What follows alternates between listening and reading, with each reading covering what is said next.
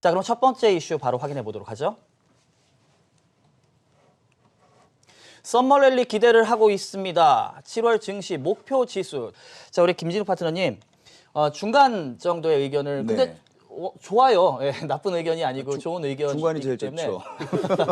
어떤 특징적인 게 있을까요?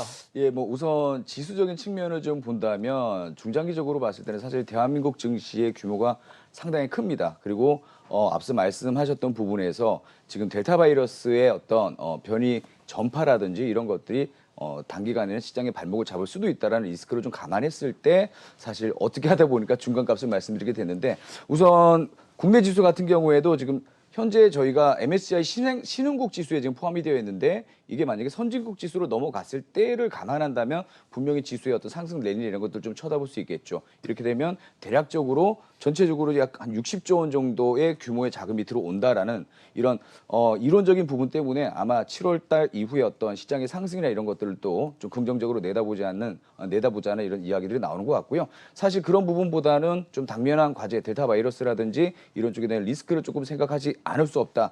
다만 이런 것들이 이제 그동안 시장의 조정이나 그리고 시장의 반등 그리고 현재 미증시의 상승 그리고 아까 말씀하셨던 부분처럼 지금 나스닥 다우 코스피 어떤 디커플링이 다시 좀 커플링화되는 부분으로 봤을 때는 그동안 좀 주춤하고 매수세를 강하게 들여오지 못했던 코스피 쪽에 조금 더 힘을 좀 실어주자라는 내용에서 코스피에 조금 더 점수를 준 거고요.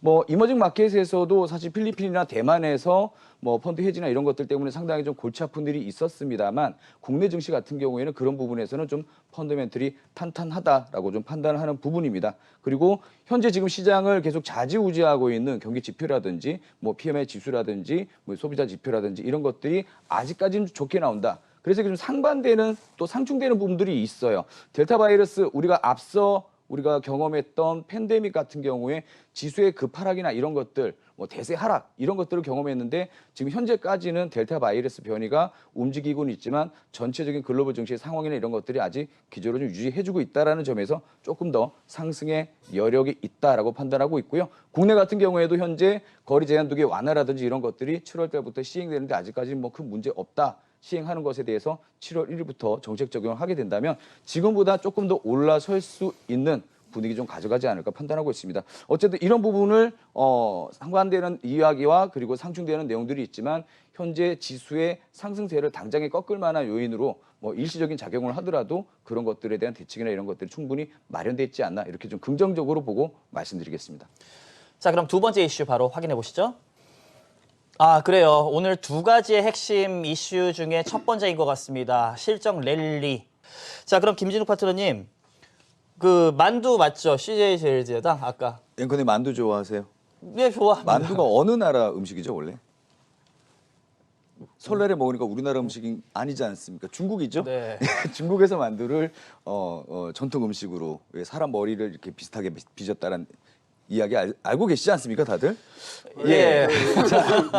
왜 만두냐면 제가 오늘 말씀드릴 종목이 이제 CJ 제일제당인데 만두를 많이 먹는 중국에서도 이 CJ 제일제당 만두가 많이 팔린다고 합니다. 예. 중국 사람들이 만두 한 봉지씩만 먹어도 어마어마하게 팔리겠죠. 자, 이런 부분들이 일단은 그동안 CJ 제일제당이 가져왔던 어떤 주가의 흐름 상당히 좀 상승세를 유지하고 있었고요. 최근에 5월 달부터 조정 그리고 반등 이후에 다시 일시적인 좀 조정. 최근에 이제 앞서 말씀하셨던 어떤 시장의 조정의 형태로 좀 조정이 들어갔었다라고 볼 수 있는데 일단 이 부분들이 이제 B2C의 영업 형태, 매출 형태에서 B2B로 좀 많이 바뀌면서 개선이 된다라고 판단을 하고 있습니다. 아까 말씀드렸던 만두 이야기를 드렸지만 뭐 중국뿐만 아니고 미국 같은 경우에도 지금 CJ 제일제당이 미국의 슈완스라는 회사, 피자 고급 피자 만드는 회사인데 거기에 지분을 또 가지고 오면서 미국 시장에도 상당히 좀 시장 점유율을 높여가고 있다라는 부분이죠. 그리고 CJ 제일제당처럼 이런 그 곡물가라든지